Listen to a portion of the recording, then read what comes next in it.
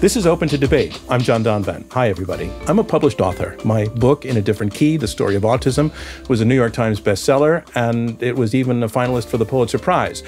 And why I'm mentioning it is because I recently learned that its contents, every single word, had been sucked into a massive data set that's being used by Meta, the owner of Facebook, to help it train a language-based artificial intelligence whose output is designed to sound as though it's coming from a real human. A lot like ChatGPT, which I'm sure you've heard of.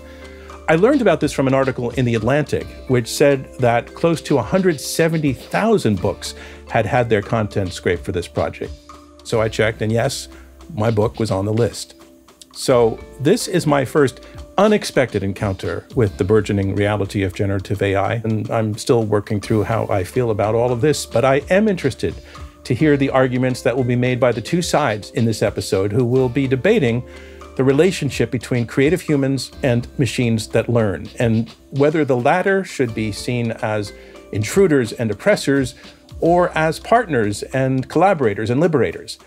Here's the question we are asking. Will AI kill the future of creative arts?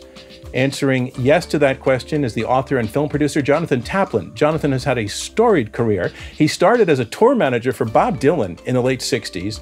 He then produced Martin Scorsese's first feature film, Mean Streets. From there, he made many more films, but he's also written books, including Move Fast and Break Things, How Facebook, Google, and Amazon Cornered Culture and Undermined Democracy. His latest book is just out, and it is called The End of Reality, How 4 Billionaires Are Selling a Fantasy Future of the Metaverse, Mars, and Crypto. Jonathan, thanks so much for joining us, and welcome to Open to Debate. It's my pleasure. And answering no to that question, which again is, will AI kill the future of creative arts, we have Dr. Rebecca Fiebrink. Rebecca is an artist. She's a professor of creative computing at the University of Arts London. She is the inventor of the Wekinator tool, and that is a machine learning program that connects physical, real-life movements to computer responses, and it allows the user to create all sorts of things, musical instruments or gestural video game controllers being just two examples. Rebecca has had two passions in life. One is music, the other is computer science, and she has put them together. Welcome, Rebecca, to Open to Debate. Thanks, John. It's great to be here. So before we start, I just want to get a sense for each of you what the stakes are in this question and this debate. What motivates you even to join in the debate? So Jonathan, let me start with you. Without getting into the substance of your argument, why does this issue matter to you? Well, I spent most of my life with creative artists, and specifically musicians and filmmakers. And in year 2000, Levon Helm, who was the drummer for the band, got throat cancer. And for many years, he made a very good living off the royalties of the band's work. And then in 2000, Napster arrived, and his royalty stream stopped, and he had no money to pay for his cancer care. And so that spurred me to write Move Fast and Break Things. And, from my point of view, the permissionless innovation of big tech has been the problem. And, when I get into my opening argument, I'll explain it a little further. All right. Thanks very much, John. And Rebecca, same question to you. Essentially, what brings you here today to make this argument? Yeah, for me, I can't think of many things that matter more than human creativity and human expression. And I've spent 20 years of my career working with musicians and artists and game designers.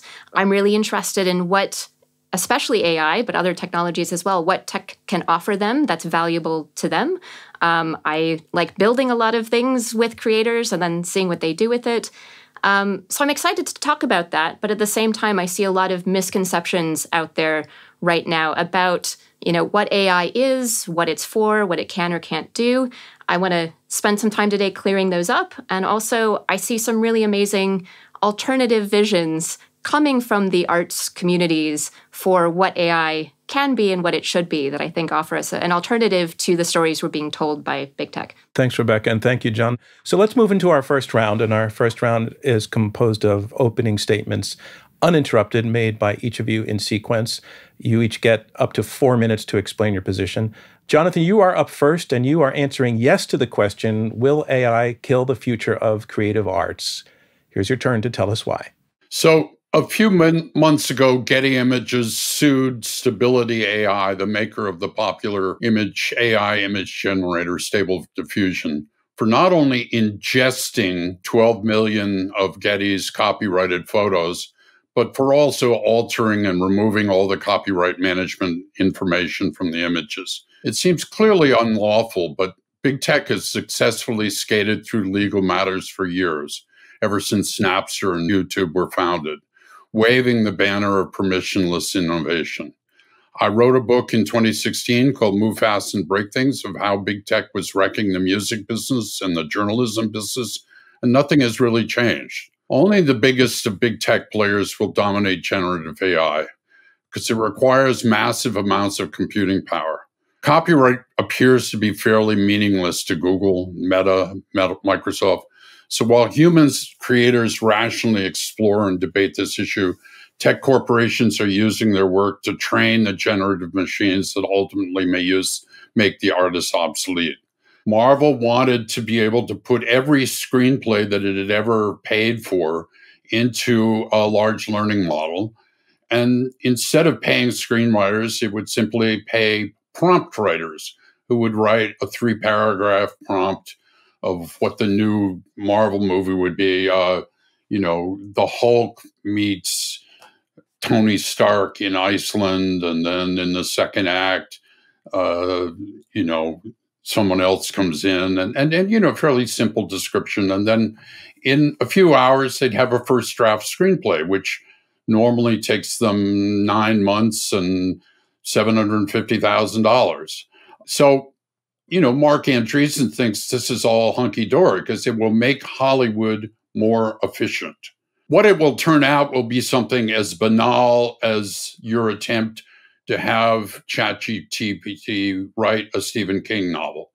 And it will be more mediocre formula stuff because obviously AI can't really conceive of original ideas. It just simply remixes what's already out there in its large language model. There are 2,000 books on Amazon that have ChatGPT as a co-writer. These are mostly formula romance novels or how-to books. And I don't think they're adding to the corpus of genius. And, I will always come back to the point of having been lucky enough to work with a genius like Bob Dylan, is to say that genius counts, and genius is what moves the society forward. And the fact that someone is able to mimic Drake and Weeknd and put up a fake version of their song on Spotify using AI does not advance anything. It's just one more version of people taking stuff from real artists and not compensating them for it. Thank you, Jonathan. Rebecca, you are answering no in response to the question, will AI kill the future of the creative arts? And it is your turn to tell us why you're answering no. First of all, I have a PhD in computer science. I'm a trained musician. I've worked for 20 years with creators using AI. And I totally agree with what Jonathan said, that AI is not going to be capable of making any kind of great creative work on its own. I think it's always going to require really substantial human creativity. And we can talk more about why I believe that, but this isn't something I see as really contentious. Next, we do have a long history of people claiming that new technology is going to kill art. In 1839, for instance, the painter Paul Delaroche saw an example of an early daguerreotype, and he declared, "From today, painting is dead." And of course, painting didn't die. Arguably, painting became more interesting with the dawn of modern art. Photography became an art form in its own right. And today, of course, we have photos, thousands of photos on our mobile phones of our friends and families. And we're not worrying about how we're going to afford a portrait painter to capture those images of the people we care about. There have been similar fears around 3D animation, music recording, music synthesizers. These fears haven't materialized, largely because people care so much about creative work. And instead, the latest technology has driven new art. Finally, every day I see examples of how AI is actually benefiting creators. And I want to talk about 3 types of benefits here. Number one is that AI can help creators work more effectively and more enjoyably. So let's talk about music mixing and mastering, for instance. This is notoriously difficult and time-consuming. And today already we have AI tools that allow novice musicians without a big budget to mix and master to a reasonable standard. Not an expert standard, but a reasonable one. And this allows them to have better sounding recordings. AI tools in Adobe's new Firefly suite allow Photoshop users to do more powerful, more accurate image editing. Number two, AI can help more people participate in more creative activities. One example from my own work is I've worked with music teachers and therapists building instruments for kids with disabilities. I've built tools for them to build new instruments from examples of movements that the kids find comfortable and examples of the sounds they want the computer to make as a response to those movements. And this is super easy and it's really fun. Number three, AI can enable completely new kinds of creative practices and creative works. And I'm not talking at all about AI creating art on its own. The professional artists I love are using AI to work with media and data in totally new ways. So, for instance, Sophia Crespo has done amazing work training her own AI systems on nature photos, and she produces these stunning, gorgeous images of imaginary creatures.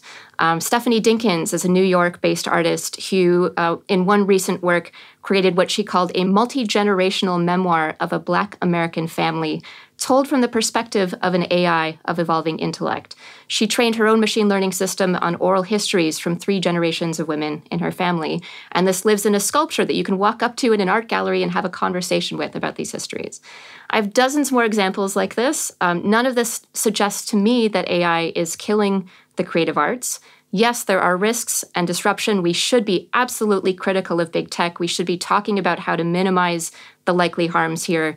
But this conversation should also recognize all the potential benefits that are out there. We need to minimize the harms and make sure the benefits are widely realized. Because what I want is a future where we're supporting human creativity, human joy, connection, expression. And I think that AI can have a role to play in that. Thank you very much, Rebecca. Thanks to both of you. Now we know where you stand and why. We've heard opening statements from Jonathan Taplin and Rebecca Fiebrink. Jonathan making the case that, as he said, a genius counts, and AI is not genius, but AI will crowd out real human genius, and in doing so, threatens the careers of artists and the future of artistic production, in a sense, by creating a sort of self-referential, inbred world of art where these machines are just reproducing the same ideas over and over. He's also very, very critical of the behavior of businesses that are involved in creating generative AI. Again, crowding out humans and using their material, certainly in terms of copyright violation, he is saying, using their material without compensating them and crowding them out. So Rebecca Fiebrink pushes back very hard on this, talking about her own career as an artist herself and seeing and using and working with artists who are using AI. She points out that there is a long history of fear of new technology threatening the work of art. The example of photography. The photography, she said, did not kill painting. In fact, it pushed painting in new directions and created photography as its own new art form. And she talks about the benefits to artists of AI, essentially giving people tools to get over some of the tedium of the production of art, enabling the disabled to participate, and actually creating a new kind of art in itself. So we see the two dividing lines there. And Jonathan, what I want to ask you to do is to respond to Rebecca's point that, in fact, all kinds of new art can be created thanks to AI. Well, 2 years ago, in the fall of 2021, Mark Andreessen opened a portal called OpenSea to sell NFTs. And he said, this is going to be machine-generated art. This is going to be incredibly valuable. And so in the fall of 2021, hundreds of thousands of people bought Bored Apes, which were machine-generated art, for around $50,000 a piece. For people who can't see you, I just want to point out that you did a big air quote around the word art. Right. The Wall Street Journal reported last week that if you were lucky, you could sell a Bored Ape for 50 cents. You paid $50,000. Now you can sell it for 50 cents. I am still waiting for the machine-generated art to do something that my friend Ed Ruscha does every day. I haven't seen it yet. And as to the notion that we've always had new technologies, look, I'm a collector of photography. I love photography, but it still involves a human making human decisions. What disturbs me is a guy came up to me last week at a conference in New York, said, look, I want to get into the music education business. I want to teach kids how to use Google's AI music generator to make music. Now, essentially, what this means is I want to teach kids to be able to write a prompt to make a piece of music. And so you could ask the Google AI generator, write me a Bob Dylan song against the war in Vietnam in 1965. And it could do that. And the output would be a bad kind of mimic of Bob Dylan filled with banal lyrics. I certainly wouldn't disagree that typing in a prompt to make music isn't being a musician. I think we agree on that. I still think there's creative value in any number of these Google tools. For instance, my favorites that they've come out with. There's been a little Bach chorale sort of creator where you can click on the screen and put some notes in, and it gives you something that sounds kind of like a Bach chorale. And there's another one that's called Blob Opera, where you move your mouse around the screen and you get these sort of operatic voices that pop out in nice sounding harmonies. These are absolutely not making good art. They're not making good music. They are going to make pastiche at the best of times. That said, they're a fun experience. And I think there is a space of fun experiences for kids, for novices, that gives people a very different experience from, sitting back and watching TV or being passive consumers. It is something that brings people joy, even if I wouldn't call it serious art in any sense.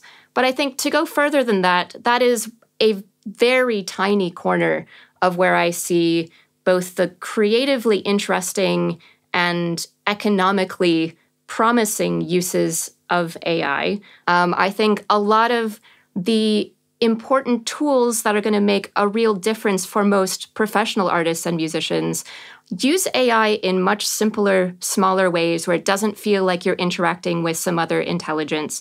I mentioned Adobe's Firefly tools, for instance. There's a lot of power in allowing someone to make edits faster. There are tools that people are making, not trained on, lots of copyrighted music and creating the music for you, but that will take your music, do small edits, allow you to share it quickly. So, Jonathan, what's your response to what Rebecca's saying there? So, first off, Rebecca mentioned that AI could mix your record for you. This is nonsense. I didn't say it could mix it as well as an expert. I said it could mix it to an acceptable standard. So, Rebecca, can you clarify, Rebecca, what it is you're saying so that Jonathan can respond appropriately? I would say that AI can mix your record for you better than you could do yourself as someone who knows nothing about music editing. Okay, Jonathan. So mixing is the most subjective part of record making. And as anybody who has actually spent as much time as I have in a recording studio knows, that the idea that a musician or a producer would let AI do the mix is just folly. It's not going to happen. Even the beginning musician has his idea that the bass is too loud, or I'm sorry, but those voices, I can't hear them correctly, or put some echo on this. This is not something that you enter into the music business with no knowledge. No, I'm talking about the standard for novices being higher. I'm not talking about replacing experts. What Hollywood wants to do is to be able to pay an actor $750 for one time to come into a studio and get their body 360 degrees scanned. And then the studio would own that actor's body for all uses in perpetuity for no more money. Now, obviously, this originally is planned. How do I create a bank of extras that I can put in the back of every scene. And I can put different clothes on them. I can put different hairstyles on them. But anyone who understands movies and has been on as many sets as I have know that the only way to get into the Screen Actors Guild is to be an extra who a director gives one line to. And if you get one line, you can get into the Screen Actors Guild, and then you can become a real actor. So essentially what this is doing is eliminating the entryway into the business. So, Rebecca, I think Jonathan's foreseeing a future in which working artists, people who can make a living from their art as actors or graphic artists, et cetera, will, because of the presence of artificial intelligence that can do some of these tasks pretty well, will make those careers extinct fundamentally. And I think he thinks that he's arguing that process has already begun, and that's a way in which AI is a threat to the future of the creative arts by taking so many creative artists out of the equation. So what's your response to that? I would say, as I mentioned before, I think the vast majority of creative jobs are not things that can be replaced with AI. And I would put music mixing and mastering absolutely there. We are not going to replace human experts. That's just not going to happen. I think, to the extent that there are activities which may well include being an extra in Hollywood, to the extent to which there are activities that are under threat, we should be talking about how to mitigate those risks. And I think stronger labor protections should be on that list. I think we should be talking about how do we ensure that content creators can opt out of their content being used by AI systems the way that you were talking about, John, or we should be talking about ways to compensate people who opt in to having their content trained on by an AI system. And I think we're talking about in the EU right now, there's legislation upcoming. The EU AI Act is being drafted. There's a lot of content there that people are discussing about how to make it transparent when content has been made using AI so that consumers are aware of this. There's a lot to do. I think I hear you saying that many of the concerns and threats that Jonathan is laying out can be mitigated if thought through, that there's not an inevitability to them. Quite frankly, I think Rebecca and I agree a lot more than we disagree on a lot of these things. In other words, my basic concern is the immiseration of creative artists. And certainly when Stable Diffusion steals all the photographs of working photographers and then refuses to pay them anything for them, then uses the phony notion of fair use to say, well, we're just training this model. I mean, Rebecca and I both give lectures, and we can show some video under the fair use thing to our students because we're educating them, right?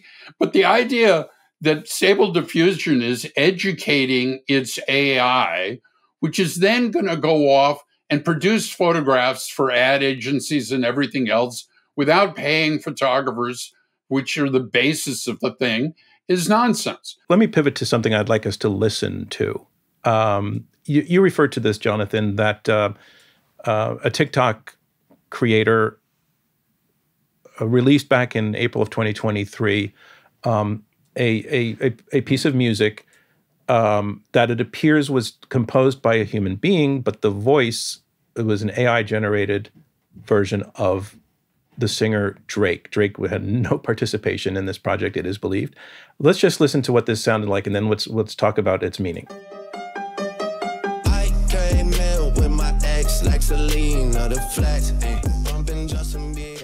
Okay, so that's just, we wanted to give a little bit of a taste of it so that you could hear that the voice really sounds like Drake, and to make the point that is not Drake, that is an AI-generated or manipulated voice. Jonathan, what does that signify to you, what we just heard? Obviously, to get an AI that sounds like Drake, you had to put Drake's voice into the language model.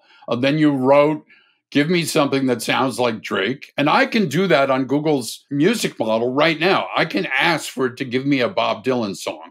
And it has a decent approximation of Bob Dylan. It's not perfect, but it's decent. So look, my worry is this.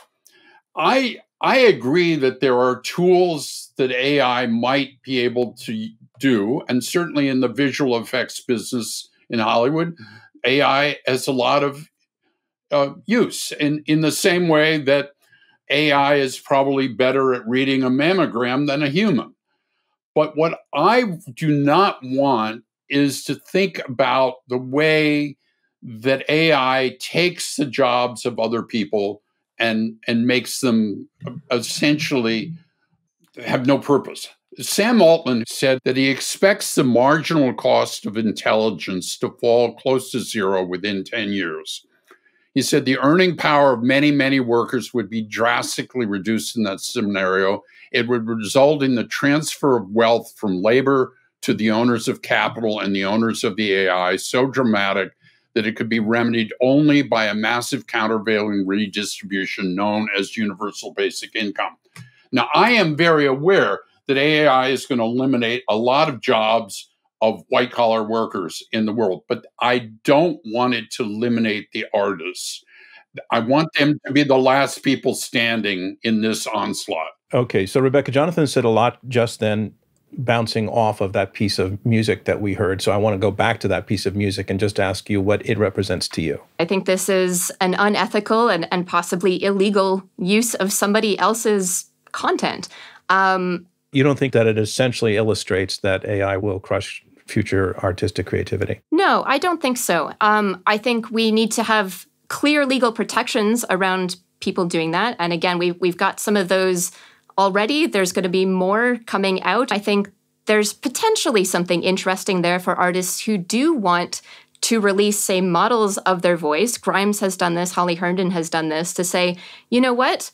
Here, if you're a fan or a content creator, you can use my voice and we'll split the royalties on it. But, I don't think that voice cloning deepfake technology is in itself going to give us the kind of really satisfying creative innovation, either as creators or as listeners. We're also hearing the argument made by Jonathan that in the broad sphere of things, bringing in machine learning, which is not human, and you've conceded is not genius, ultimately will lead to an overall kind of just degradation of the quality of art. That on the very, very big picture, if too much is handed off to the machines that don't represent genius, that the overall corpus of the world's art is just going to decay.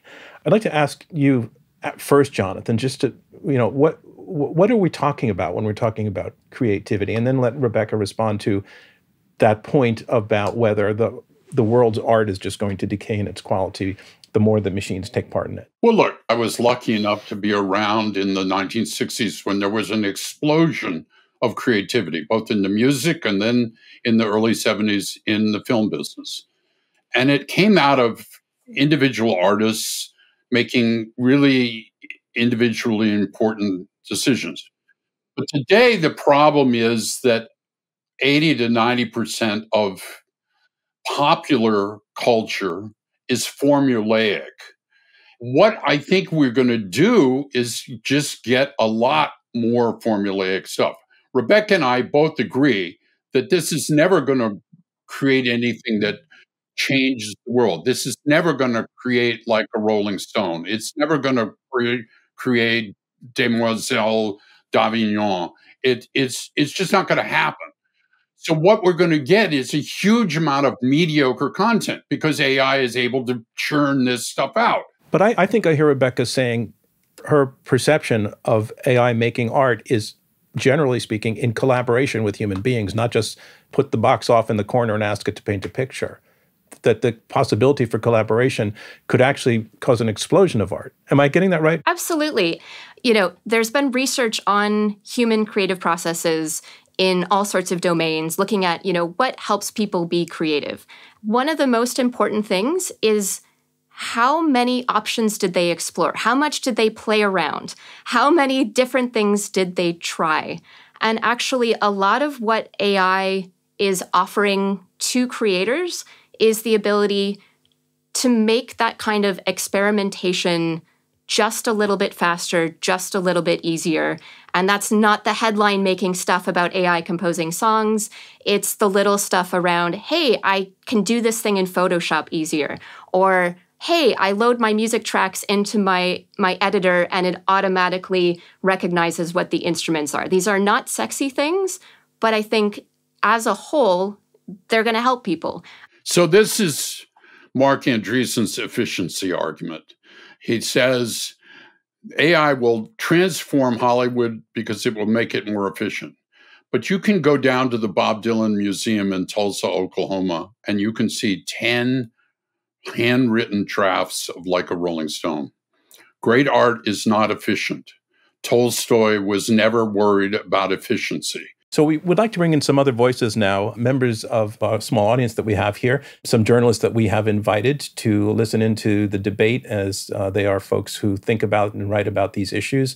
So first up, we have Chloe Stead. Chloe is an art critic and is currently the assistant editor at Frieze magazine. Chloe, thanks so much for joining us, and come on in with your question, please. Thank you for having me. I have a question for Jonathan.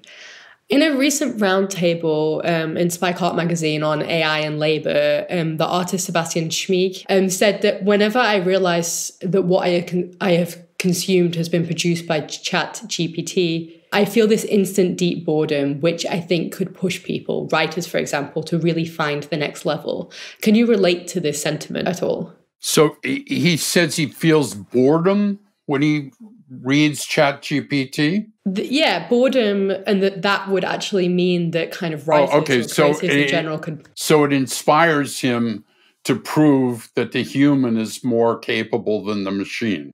Yeah. I mean, it seems to me that this is the basic argument. This is the whole transhumanist notion, that somehow we're all going to merge with machines in the next 10 to 20 years. And look, I understand that Peter Thiel would like to take humans out of the equation and let the machines do everything. But we've had, 80,000 years of culture, and humans have constantly advanced things. And so I'm all in with your friend, the artist, who said that it inspires him to do more. Because what I'm really worried about is why are these machines taking all the artists' work without permission and not compensating them? But Jonathan, if I understand Chloe's question, I think she's saying that there might be a net benefit to the creation of art by in a sense, inspiring humans wanting to compete with the AI and prove that they're better and deeper. And so the presence of AI in the culture and in this culture could actually push more art. You didn't use the word competitive. So I understand that, John, but that's shooting fish in a barrel. It's not hard to be better than AI. It's really almost any artist can do it. My grandchild can do it. So, I mean, this is not a tough competition. And if an artist needs the notion that he's competing with AI in order to get up in the morning, I'm sorry, he needs to get a different job. I mean, my friend Ed Richey doesn't think about that at all. It doesn't even enter his frame. Chloe, thank you so much for joining us. We really, really appreciate it. I now want to bring in Jason Scott, and Jason is an archivist at the Internet Archive. And the Internet Archive, if you don't know, it provides at no charge access to a lot of digitized material, including books and movies and sound effects. So Jason, please come on in with your question. Hello, both of you. It's been pretty fun to listen to the discussions back and forth. There were two main points, or I guess topics, that I just wanted to query, I guess, both of you to weigh in on. The first one is, it feels like a lot of initial reaction by a lot of creatives is to create what I would call a look right. You looked at my thing, my story as a castle. Now you think that whenever you tell a certain kind of story, it's a castle. And saying that that's plagiarism. It seems to me like that really opens up a door where only the big content creators are going to enforce that. And the other one is the main issue unauthorized scanning of this material. That is to say, if everybody has shaken hands and everybody knows what's happening, is that a case of that's the natural progression of the world, or is that a problem as well? Because, for example, Getty announced their very own AI trained on their own work, which they've supposedly paid everybody for, but which I'm not sure that the original photographers ever knew was going to be used until last July. Jason, can you remind me your first question again? I've got the second one clear. Sure. The thought of a look right or a listen right about, the natural response by artists to say, well, even looking or being inspired by or taking from what I do represents a violation and not fair use. Okay, thanks. I think both Rebecca and I agree that artists should be compensated. It's not like we're trying to stop Stable Diffusion from ingesting pictures and allowing artists to make new pictures. I loved her idea about some artists making animals that never existed, Okay. But what we are saying is that the content that it's trained on should be compensated in some way. And that's something that even Sam Altman is open to. In other words, there are real discussions going on right now between the big AI companies and the big arts organizations as to how artists get compensated. And I feel it'll get worked out in the next 2 years. Rebecca, did you want to add anything?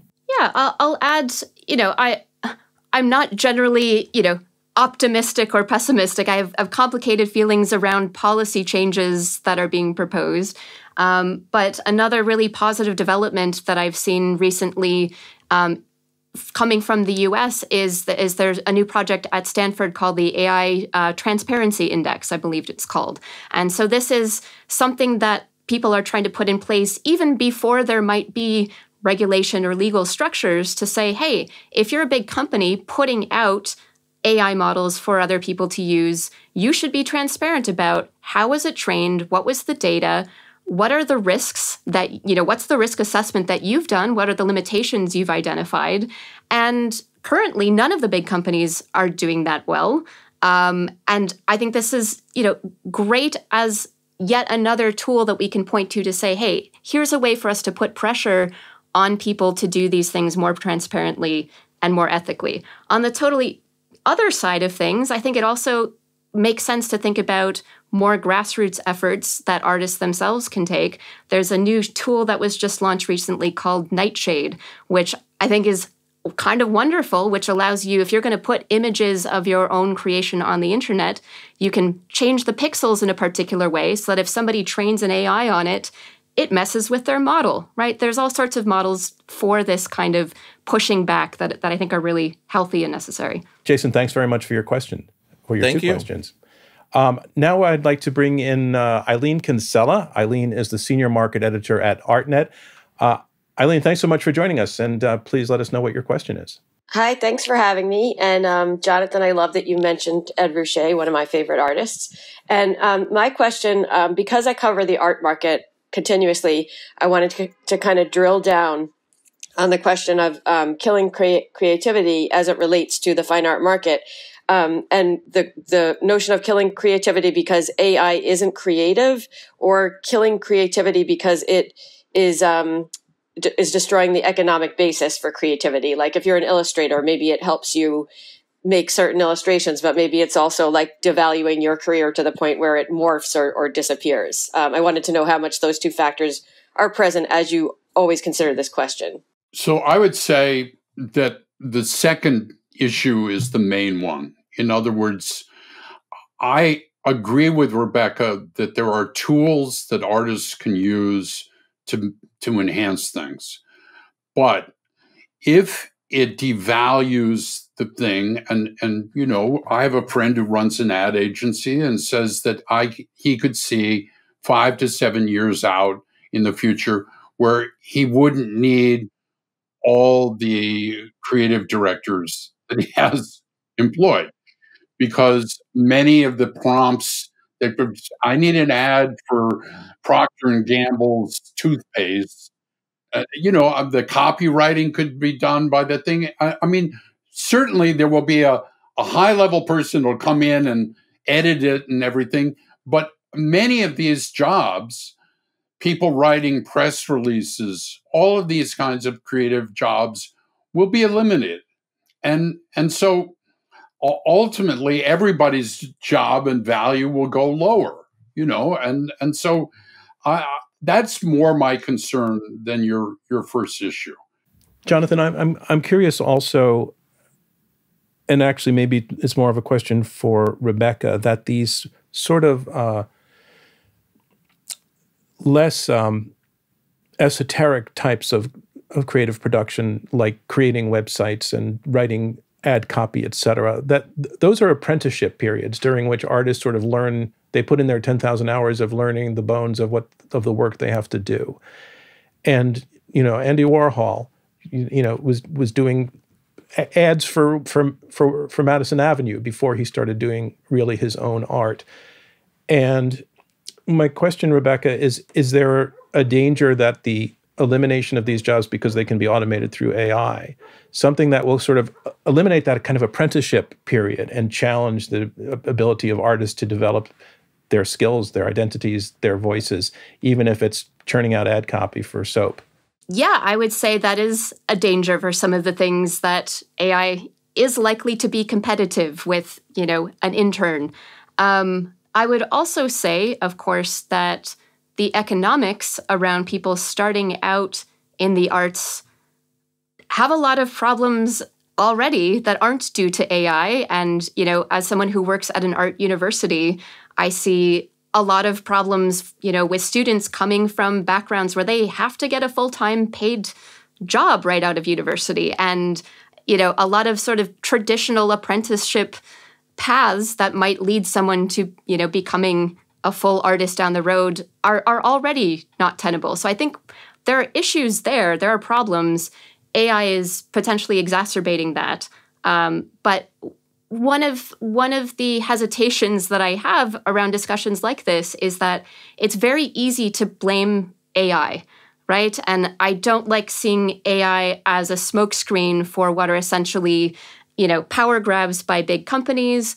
I don't think it's helpful to propagate the sort of stories around AI that are coming from certain areas of the tech sector as, being a technological inevitability that all these jobs are going to be lost and we have to, turn to universal basic income and we have to, society is going to have to do this if we want quote unquote progress, right? I think we should be challenging those stories and saying, you know what, these companies, these small numbers of individuals, they don't have a monopoly on what AI is going to be built, what should be built, whether people are going to accept that.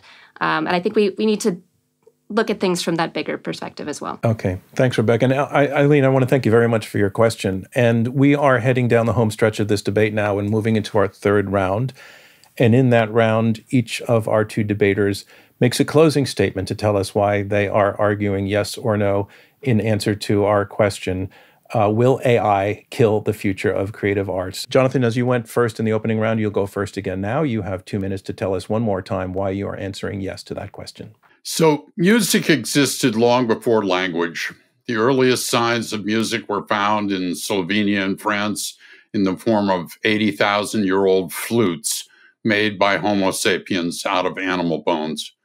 Margaret Mead surmised that the first sign of civilization was a healed femur. In the animal kingdom, a broken leg was a death sentence, but the healed femur proved that someone had carried their wounded human friend to safety and took care of them until it healed. Since they didn't have language, maybe they played the flute to ease their friend's anxiety. Our world is 4.5 billion years old, and yet what we call culture didn't emerge until recently. In fact, genetic studies now reveal that our ancestors might have dwindled to as few as 10,000 individuals. Some say even fewer, making humans as endangered 80,000 years ago as the rhinoceros is today. And then our numbers began to grow and human culture began to flourish, and our species, having come perilously close to extinction, reached a point of no return. Along that continuum, from the flute-playing caveman to the paintings of Lascaux, right up to Maya Angelou and Bob Dylan, the artists have always made advancing human genius the key thing. So our task is to just ask ourselves whether we want to continue down the road of techno-determinism or we want to join a resistance movement against machine culture. I believe that movement every day. I see it on the picket lines in Hollywood studios. I hear that resistance in the human-made tunes, the handmade songs of Rhiannon Giddens. And I see that resistance in the 10,000 signatures on the Authors Guild letter to the AI barons asking to be paid when their AI systems train on their books.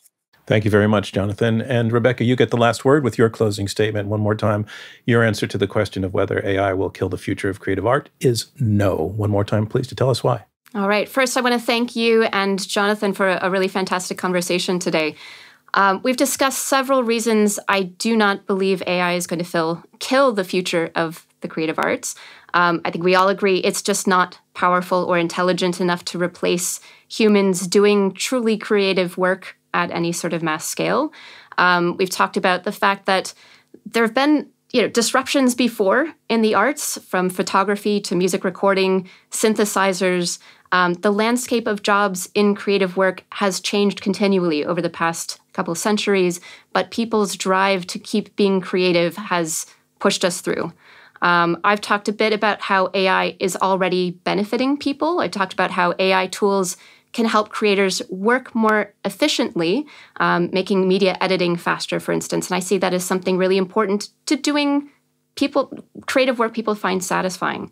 AI can make it easier for just about anybody to make content, to express themselves, and I think that's a good thing. And AI is enabling professionals to pioneer new types of art and live performances, games, storytelling. People are often at the center of this new work, and I want to give you one last example. So a composer named Anne Heggie used my software to make music that explores how we could design new rituals around death. She built this really beautiful collaborative musical instrument that requires 8 people to move together to play it. She used machine learning to make the building of this instrument feasible. And it's been performed in concerts, but also used at community workshops on grief and connection. And so I think this gives us an alternative vision for AI that's quite different from the one being sold to us by the media in certain corners of the tech sector. And this is what I want the future to move towards. We do need to do work to mitigate the harms of AI, but this should be informed by our understanding of the positive things it can offer and by how creators themselves want to use it. Thanks very much, Rebecca. And that is a wrap on this debate. And I just want to say, as I listen to our 2 panelists have this conversation, I was just delighted to see how, as robustly as you disagreed with one another, you addressed one another civilly, you heard each other out.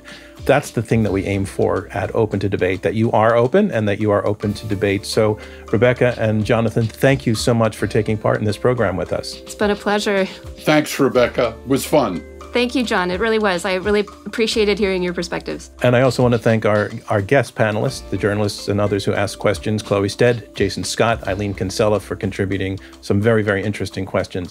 I also want to thank our audience, all of you out there, for tuning into this episode of Open to Debate. As a nonprofit, our work to combat extreme polarization through civil and respectful debate is generously funded by listeners like you and by the Rosencrantz Foundation and by supporters of Open to Debate. Open to Debate is also made possible by a generous grant from the Laura and Gary Lauder Venture Philanthropy Fund. Robert Rosencrantz is our chairman, Clay O'Connor is CEO, Leah Mathow is our chief content officer, Alexis Pangrazzi and Marlette Sandoval are our editorial producers, and Gabriella Mayer is our editorial and research manager. Andrew Lipson is head of production, Max Fulton is our production coordinator, Damon Whittemore, our engineer, Gabrielle Iannicelli, our social media and digital platforms coordinator. Rachel Baker is events and operations manager. Rachel Kemp is our chief of staff. Our theme music is by Alex Clement, a human being. And I'm your host, John Donvan. We'll see you next time.